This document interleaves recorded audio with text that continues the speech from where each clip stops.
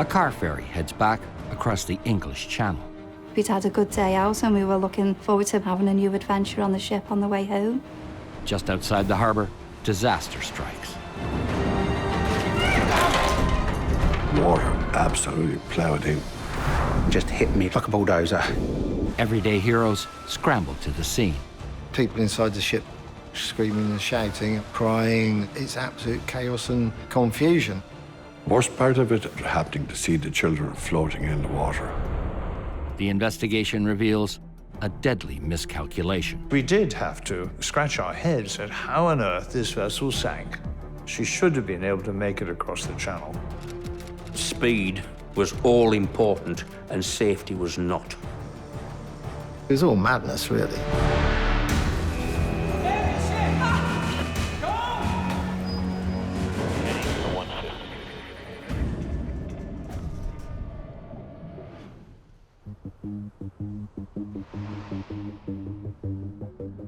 March 6th, 1987.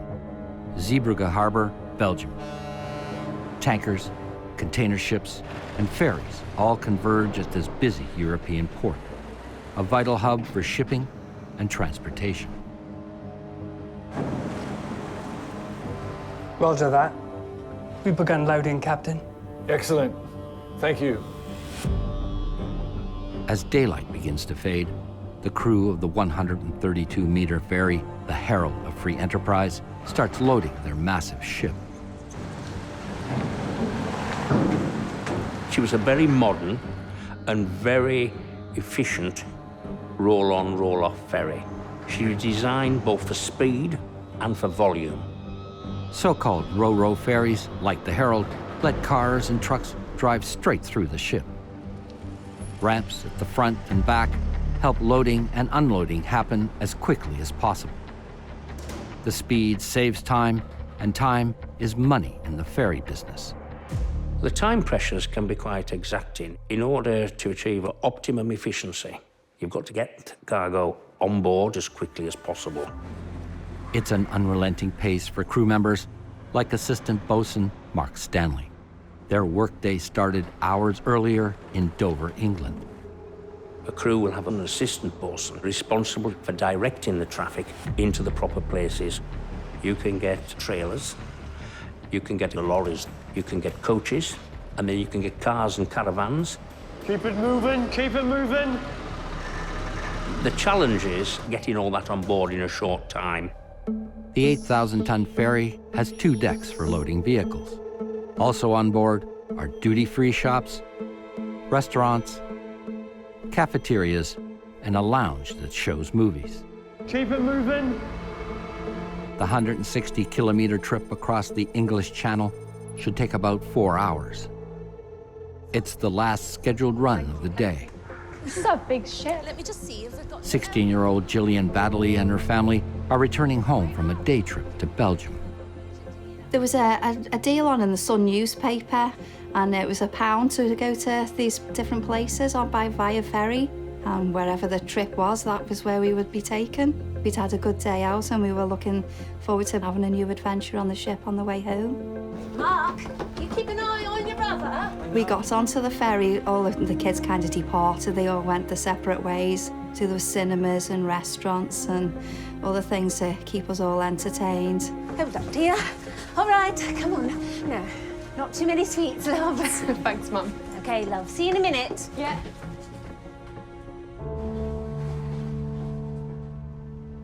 "18-year-old Martin Barnes works in one of the ship's cafeterias. It was a great social circle of crew. Whoa, mate! Oh. We socialised together, we had played football together. Many of us were sort of good friends, you know, socialising and drinking outside of work. Oh, see you tomorrow, yeah? It was a Friday. One of our friends was having an engagement party and on the Saturday, so we was all looking forward to getting off on that Saturday.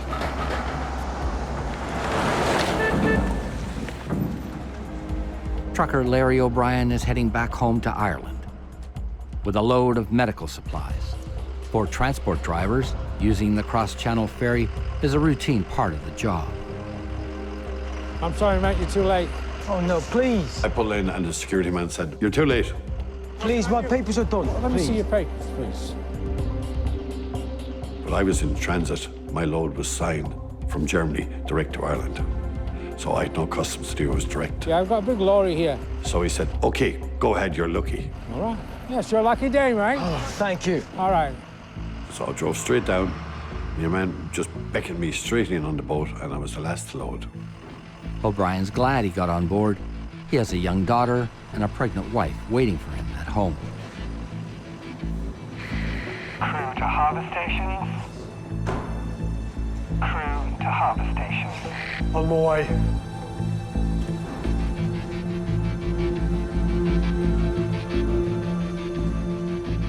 With the last passengers and vehicles loaded, the Herald is ready to leave port.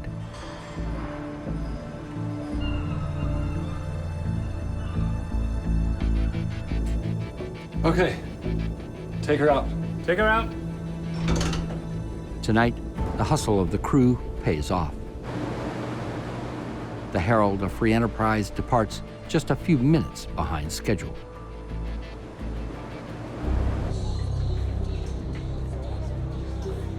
I went off to the restaurant to get something to eat. I was looking around and so many people, families and kids. And I couldn't figure out why so many people on a boat. You know, normally at that time of the year, it'd be only just truck drivers and no one else on it. A lot of the families used to make it a day out on the ferry, and we had the return leg from Zeebrugge on that night, so it was particularly busy.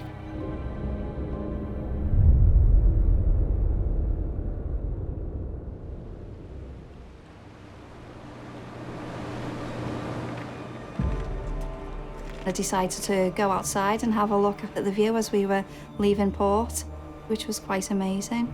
I was the only one on the outside of the ship. Less than 25 minutes into the voyage, with the harbor still in sight, the Herald of Free Enterprise suddenly lurches to the left. It looked like the boat was going under the water, and I thought, oh, it must be like a mirage. I was imagining it, but it was actually happening.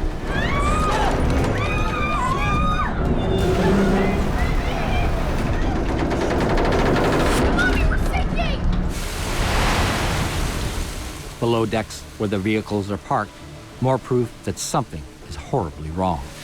There's water coming down the stairs! What on earth is going on here? The Herald rights itself. She came back out of that and kind of straightened. But within seconds, the crew realizes the crisis is far from over. Once again, the Herald lists dangerously to one side. But she didn't come back from this one. She went straight over.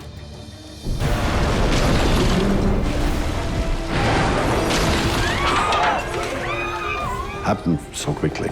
Couldn't believe it happened so quickly. Plates and people started falling. Anything that wasn't strapped down or tied down was going through the air, including people.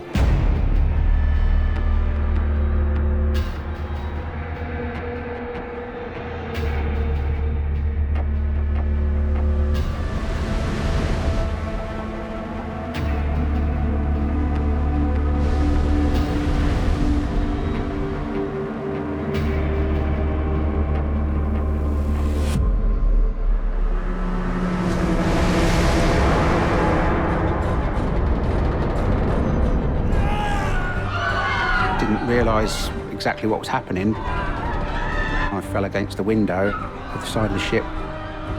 The Herald has rolled over in just 90 seconds. 539 people are trapped on board.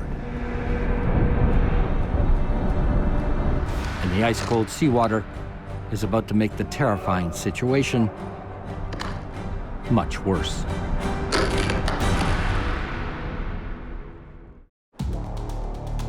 The Herald of Free Enterprise has capsized in the frigid waters just outside of Belgium's Zeebrugge harbor, with 539 people on board. Throughout the ship, passengers and crew are struggling to survive, and the situation is about to get even worse. There was a massive window, and when it burst, the water absolutely ploughed in.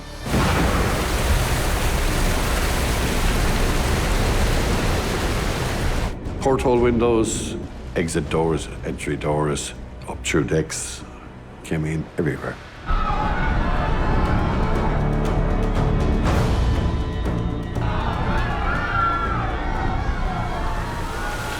The water come up from the car deck, up the lift shaft, and rushed, and then just hit me like a bulldozer.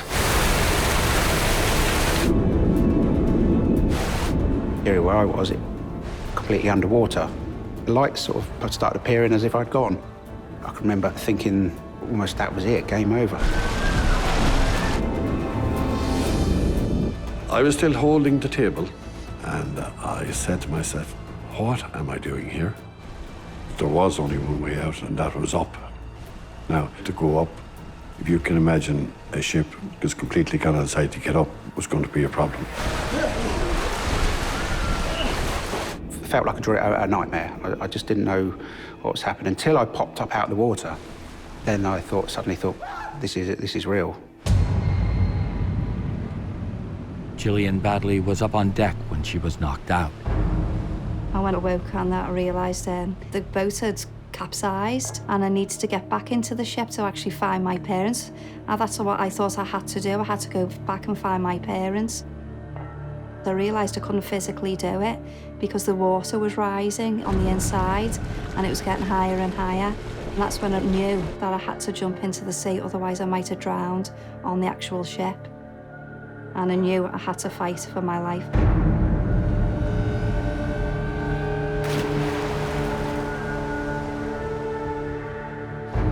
Mum taught me how to swim as a young child.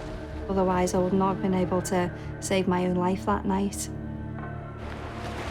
It was freezing cold and the sea was really rough. Just didn't know what to do, and I thought I could actually swim back to shore. And then I realised, of course, I wouldn't be able to because it was too rough. Inside the ship, O'Brien and hundreds of other passengers are looking for a way out as the ice-cold waters continue to rise. The worst part for me, to hear the people screaming and shouting. As the crisis worsens on board the Herald, port controllers in Zeebrugge Harbor receive an urgent radio call from a nearby ship. A car ferry has just rolled over at the entrance to the harbor. The port controller issues a mayday. Malcolm Shakespeare is chief officer on board the Duke of Anglia. What's this about the ferry? His crew hears the call as they near the harbor, and they immediately begin looking for the vessel. There was a mayday. Will all vessels proceed in the area to look for the bloody ferry? On the Herald, passengers can't wait for help to arrive. There's only one thing came into my mind, was about me surviving and me trying to leave.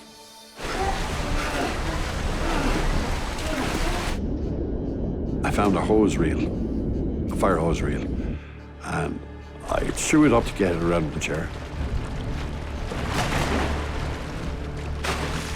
And I missed, of course, and I tried it again. I got around it, so I said, no, could I pull myself up? In another part of the ship, Martin Barnes is still alive, but he has no way out as the frigid North Sea continues to pour in. The backs of the seats, they're all fixed to the deck. So the backs of the seats then became a ladder system. So I can remember like pulling myself up the backs of these seats, falling back off again because I was wet, I was cold, I was heavier with the water all soaking on my clothes. Using the fire hose, Larry O'Brien has managed to pull himself clear of the water. He scales the chairs, but now there's another challenge. I climbed up, and the window was in front of me. There's no way to open the window. O'Brien is trapped. I took off my boot.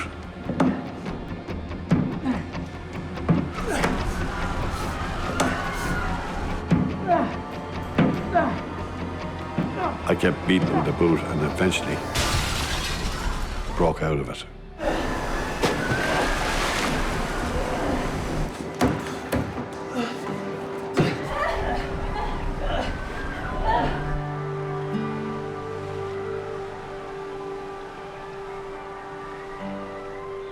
put my hand in my pocket and I took out 20 wet cigarettes.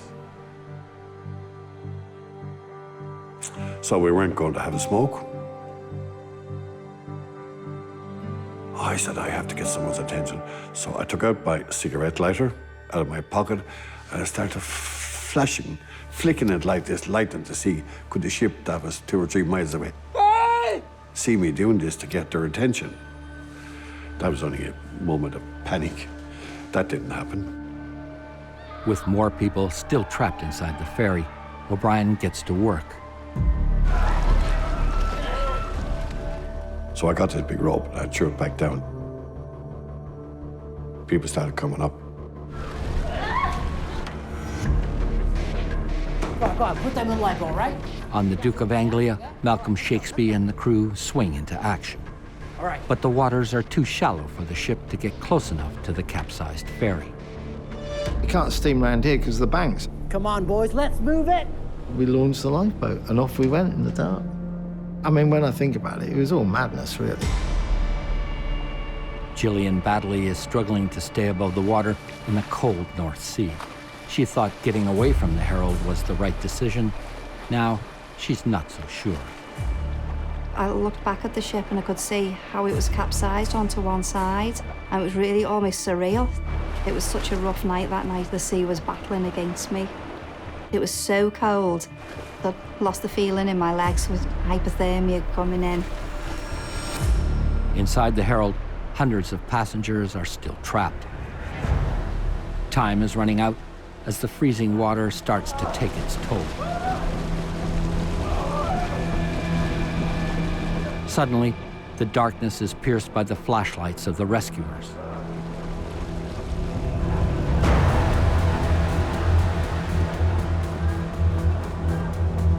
We saw all the lights at the top of the starboard side. The only way that we could get people out was by smashing the windows with fire axes. That was when we heard all the big, heavy smashing. All you heard was this glass breaking, and watch out below.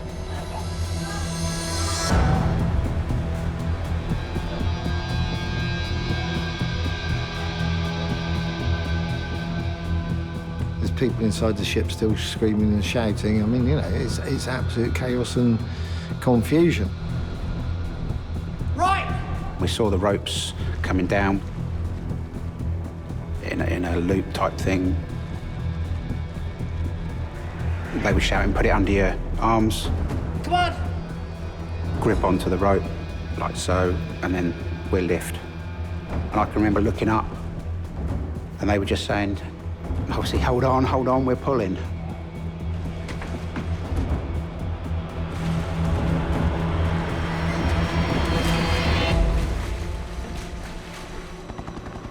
Helicopters hover over the capsized ferry as more rescue boats arrive on the scene. I saw a lifeboat, but it was just a local fisherman. I waved my arms at him like this, and they pointed over at me and then came over.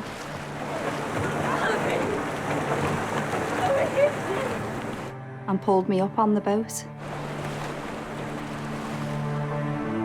The feeling, knowing that I'd survived and I was going to live, was just so overwhelming, the relief. By sea and air, rescue efforts continue for hours. There was bodies floating in front of me. There was so much destruction, death that night. By early morning, it's clear there are no more survivors. By the end of the night, we'd rescued 300 and something odd passengers. We managed to recover 58 bodies, and then we couldn't find anybody else. Gillian Baddeley is lucky to be alive, but she doesn't know what happened to the rest of her family. A couple more survivors came in, and then there was my brother Mark. Mark! Mark! Gillian! Mark! We had a lovely reunion. We hugged and cried.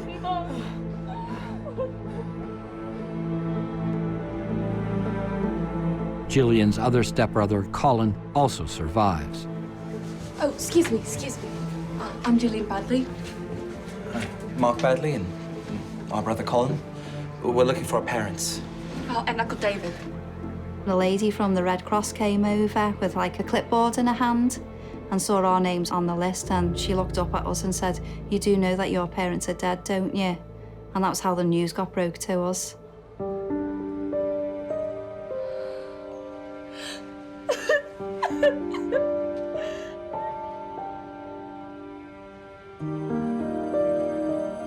As the number of dead climbs to 193, the questions begin. How had such a massive vessel capsized so quickly? And who is to blame?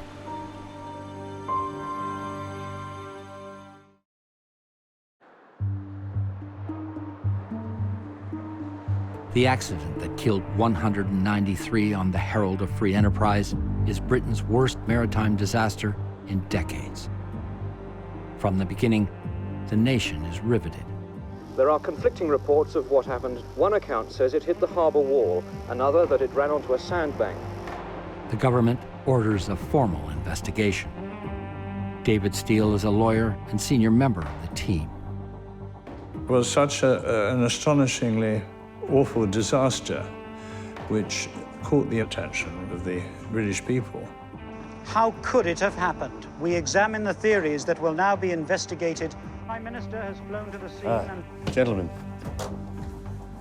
please take a seat. To assist with the inquiry, a team of experts is assembled. Naval architect Tom Allen worked on the construction of the ship.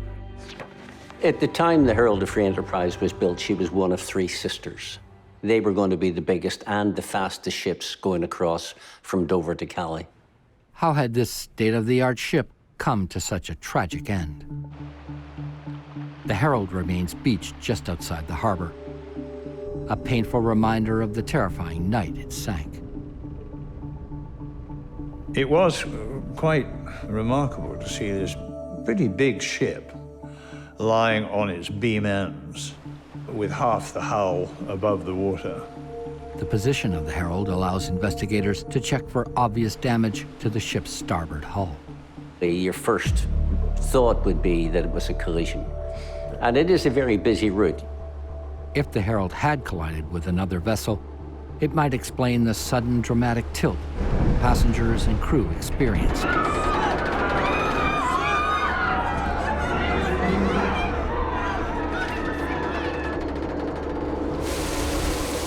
A hole under the waterline would also explain the speed with which the boat capsized.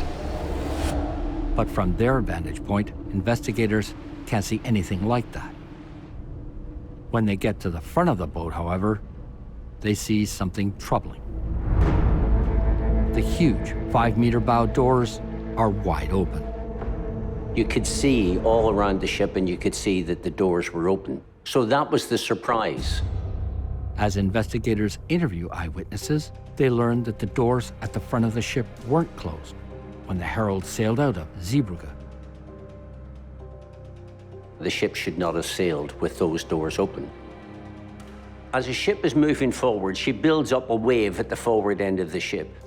As you're moving forward, that wave can increase in size. It's purely a pressure wave of the ship going through the water. It just pushes the water up, and then it can push it back into the ship.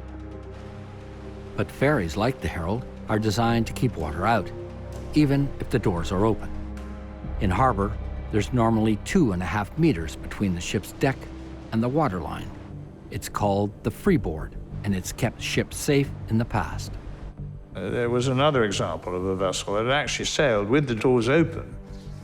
In October 1983, the Herald's sister ship, the Pride of Free Enterprise, sailed from Dover to Calais without incident, even though its bow and stern doors were left open.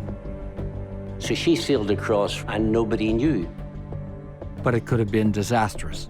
So the captain of that ship asked for changes to make sure it couldn't happen again. But with no damage to the vessel, the ferry company decided no changes were necessary. Investigators don't understand why the Pride crossed safely, but the Herald didn't. We did have to scratch our heads at how on earth this vessel sank, even with the bow doors open. She should have been able to make it across the channel. The Herald is raised, and when investigators probe the ship, they can't find anything else out of the ordinary. Somehow, the open bow doors must have been the cause of the accident. But how? Everything set, Tony? Cars and lawyers are lined up here. Good. To better understand the disaster, experts turn to the Herald's sister ship. They need to take it to the brink of disaster to determine why 193 people died.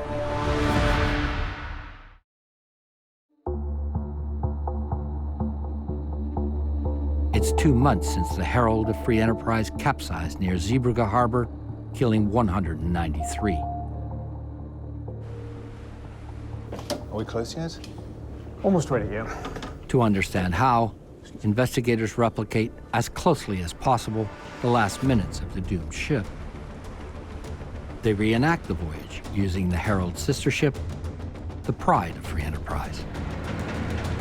The two ferries have the exact same design, and investigators load the Pride to its maximum tonnage. Using a series of cameras mounted on the ship, they monitor every stage of the experiment. Cameras mounted. Okay, let's get started. Tony Morrill coordinated the test.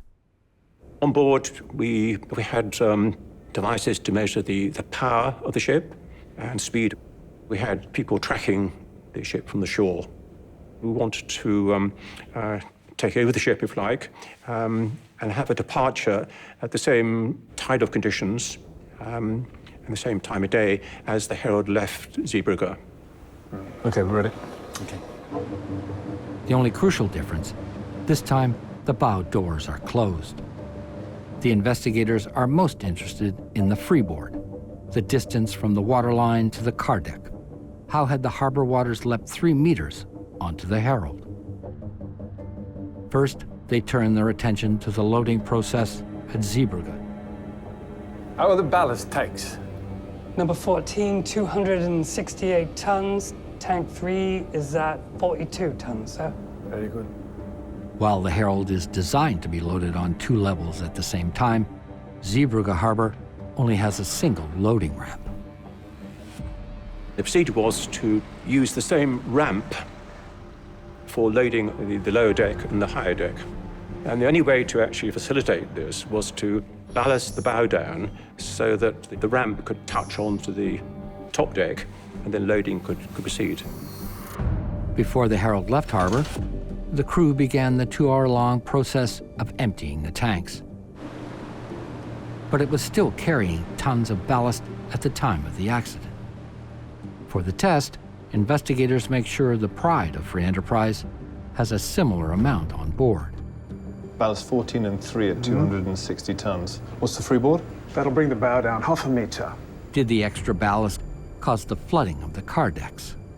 It reduced the freeboard, the distance between the water line at the bow and the vehicle deck itself. So at the start, when it left the Zeebrugge, that freeboard was already reduced. With the freeboard now reduced by more than 0.5 meter, investigators keep a close watch as the ship sails through the harbor. The attention was looking at the bow wave using a whole host of cameras, including one looking vertically down at the bow wave. But even with the ballast tanks filled and the ferry loaded, the cameras show that the water still isn't reaching the bow doors. Investigators believe the harbor itself may have played a role in the disaster. At just 16 meters deep, Zeebrugge Harbor is relatively shallow.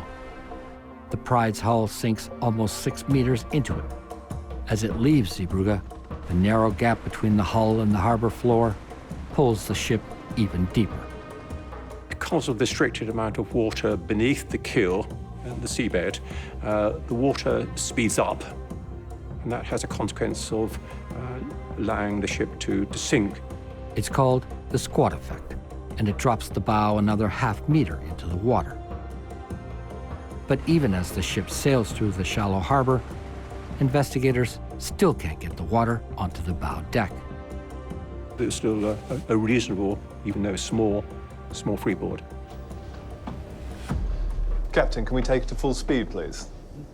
Investigators get the crew to match the speed of the Herald as it left the harbor. When they do, they finally find the last piece of the puzzle. Hey, look at this. Look at this. The water that was lurking just below now reaches the bow doors. The cameras showed very clearly that at a critical speed, water rose high enough to engulf that deck if the bow doors were open. For the Herald, this was the beginning of the end. With tons of ballast in the bow tanks, a shallow harbor, and an increased speed, the freeboard shrank to a critical level.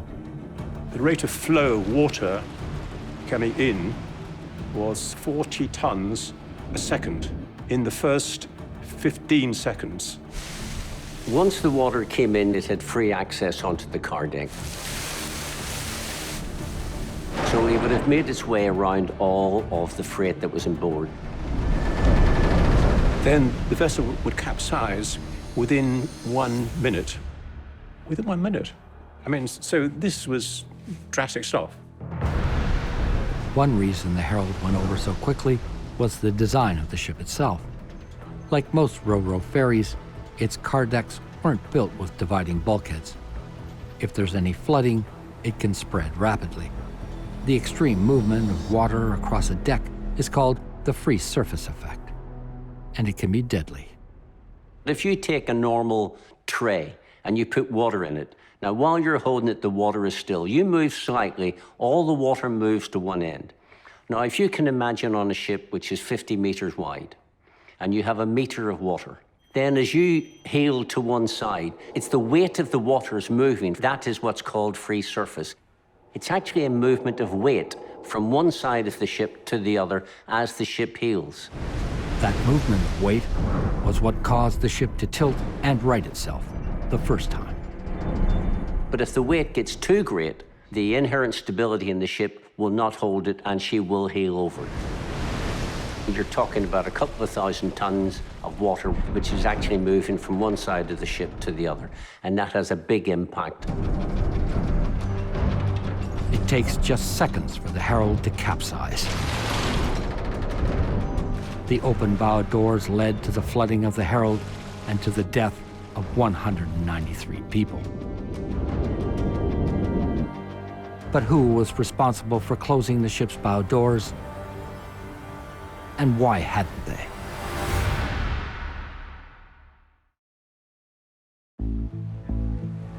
The capsize of the Herald of Free Enterprise took the lives of 193 people. Investigators understand the mechanics of the disaster, but the reason the ferry's bow doors were open is another startling discovery. The focus of attention was, of course, on why they were open, as they obviously shouldn't have been. The ship's captain comes under intense scrutiny. Why had he left harbor without securing those doors? Now, you got to remember the bow doors on the Herald are different from most of the other ferries at the time. Most of the other ferries, the bow door came up and over, so that you couldn't actually see out of the bridge because you had the door sitting up above your head. With the Herald of Free Enterprise, there were clam doors so they came round the side, so it wasn't immediately obvious that the doors were open. Investigators discover that there was no warning light to tell the captain the doors hadn't been closed. Isolated on the bridge, he had no way of knowing he was sailing into disaster.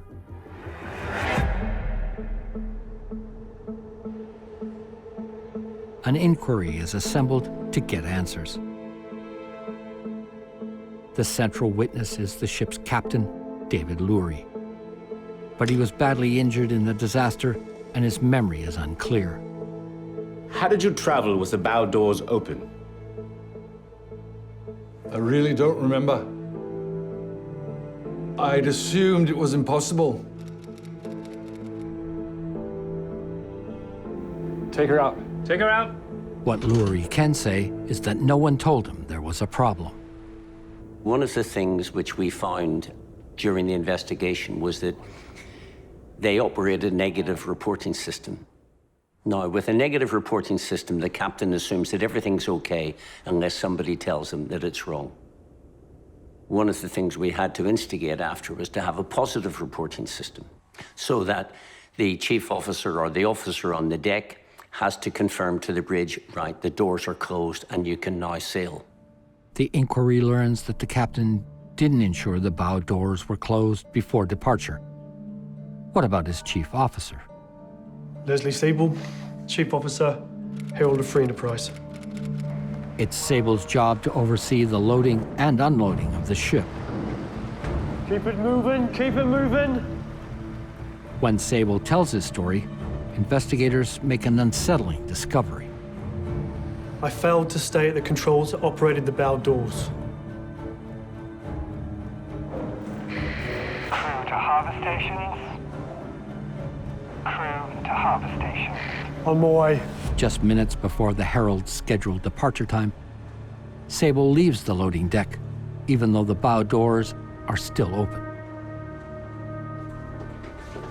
The inquiry hears that leaving early was the only way for Sable to satisfy another requirement of his standing orders. Okay, take her out. Take her out, please. Taking her out. Being on the bridge for departure. The requirement that the chief officer be on the car deck to see the doors closed was obviously wholly inconsistent with his need to be on the bridge to assist in departure. You've got a situation here.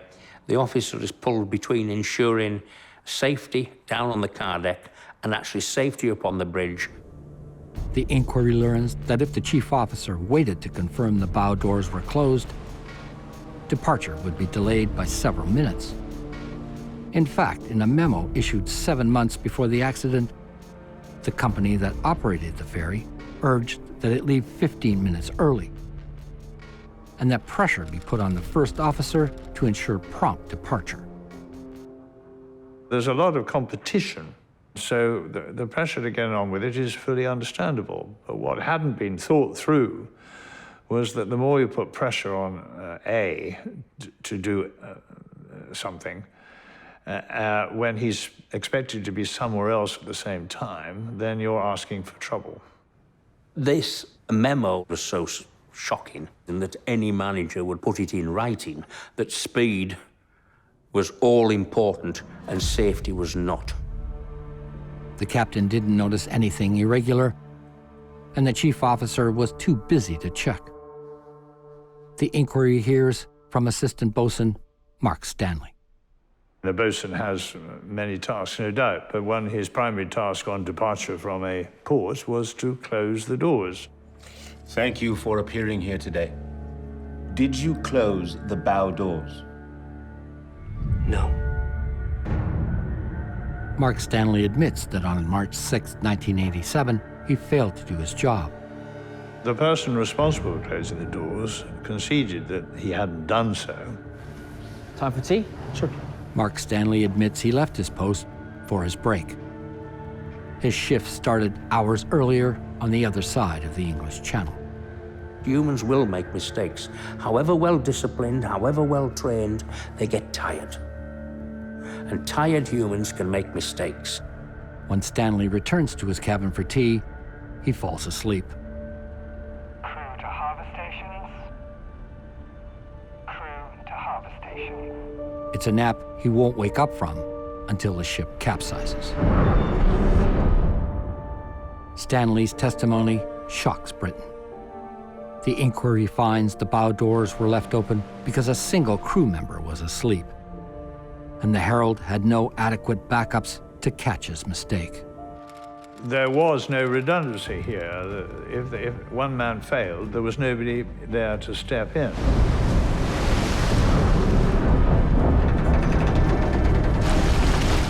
A tired crew and a rush to save a few minutes cost the lives of nearly 200 people.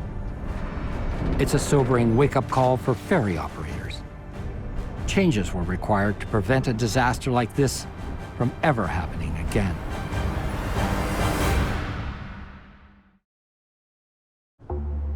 After months of investigation, the report on the Herald of Free Enterprise disaster is finally released.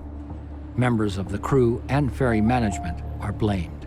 Mr. Justice Sheen said of the Townsend Company that from top to bottom, it was riddled with the disease of slovenliness. There'd been a lamentable lack of direction and a vacuum at the center.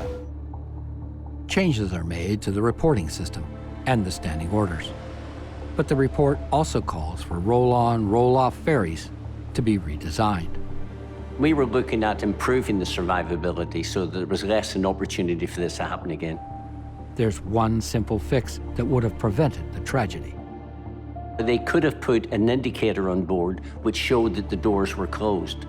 This tribunal recommended that there be lights on the bridge for just that purpose. The lack of indicator lights isn't the only design flaw that contributed to the capsizing of the Herald. In order to attract customers in a competitive industry, ro-ro ferries are built to allow cars to drive on and off the ships as quickly as possible. That convenience comes with a steep price. What you've got to do is to look at the type of vessel itself, and they are extremely vulnerable. They're designed for optimum efficiency, but you're actually building in potential hazards, particularly the open car decks, which extend from forward to aft of the ship and from side to side. The report suggests that bulkheads be built within car decks to reduce the free surface effect. There was considerable pressure from some quarters of the maritime community to bring to an end the use of open-decked ferries. But it's a design change that meets stiff resistance from the industry. The whole concept of ro-ro ferries is speed of turnaround. You can go in from one end and you just drive straight off from the other end. So an open deck is almost essential. As the industry struggles to balance the competing demands of speed and safety, the shadow of the tragedy still lingers for many of the survivors of the disaster. I spent about 4 months driving just to prove to myself that I could do it. My family weren't very impressed with me, but we got over that issue. And I said, I had to do this. I had to do it. There was no way back for me going back to sea. I tried to in the following year. The anxiety got hold of me and thought, no more, I can't do this anymore. So, yeah, called it a day. It'll be with me till the day I go. Once you've seen trauma, you don't forget it. We were told we were going to have to identify the bodies, and we were taken to a gymnasium, and then I saw my mum lying there, and they said I couldn't touch her, but I did anyway. I put my hand on her shoulder to say goodbye and that I love you.